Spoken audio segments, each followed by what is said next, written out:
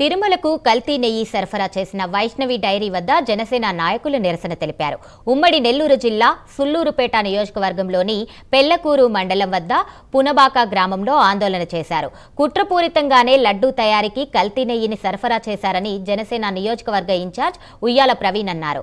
అవకతవకలు జరుగుతున్నాయని తెలిసినా వైసీపీ ప్రభుత్వం అడ్డుకోకపోవడం దారుణమన్నారు. 1500 కిలోమీటర్ల పరిధిలో మాత్రమే నెయ్యి సరఫరా చేయాలనే నిబంధనను ఆసరాగా చేసుకుని కల్తీకి పాల్పడ్డారని ఆరోపించారు.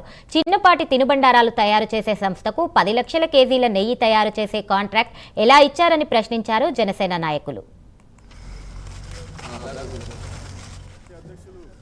కళ్యాణ్ గారు మన రాష్ట్ర ఉప ముఖ్యమంత్రి అయినటువంటి శ్రీ పవన్ కళ్యాణ్ గారి ఆదేశాల మేరకు ఈ రోజు మన సూలూరుపేట నియోజకవర్గంలోని పెళ్లకూరు మండలం పునబాక గ్రామంలో ఉన్నటువంటి వైష్ణవి డైరీ వద్ద ఈ ప్రెస్ మీట్ నిర్వహించడం జరుగుతోంది. దీనికి ముఖ్య కారణం ఏదైతే మనం గత కొన్ని రోజులుగా చూస్తున్నామో మనం పవిత్రంగా భావించేటటువంటి మనం ఎంతో భక్తి శ్రద్ధలతో పూజించేటువంటి మన అందరి దైవం శ్రీ వెంకటేశ్వర స్వామి లడ్డూ ప్రసాదాన్ని కల్తీ నెయ్యితో కల్తీ చేసినటువంటి గత వైసీపీ ప్రభుత్వం కల్తీ నెయ్యిని సరఫరాగా కేంద్రంగా చేసుకున్నటువంటి ఈ వైష్ణవి డైరీ వద్ద ఈ రోజు మనం ఈ ప్రెస్ మీట్ నిర్వహించడం జరుగుతోంది. మనకు ఏదైతే వైష్ణవి డైరీ నుంచి కల్తీ నెయ్యి తిరుమలకి సరఫరా అయ్యేందుకు గాను ముందుగా ఎటువంటి పన్నాగం పన్నారు, ఎటువంటి కుట్ర చేశారు ఈ కాంట్రాక్టర్లు, నెయ్యి సరఫరా కాంట్రాక్టర్లు అనేది ఒక పద్ధతి ప్రకారం జరిగిందని మనకు మన సిబిఐ ఛార్జ్ షీట్ లో చూస్తే తెలుస్తోంది.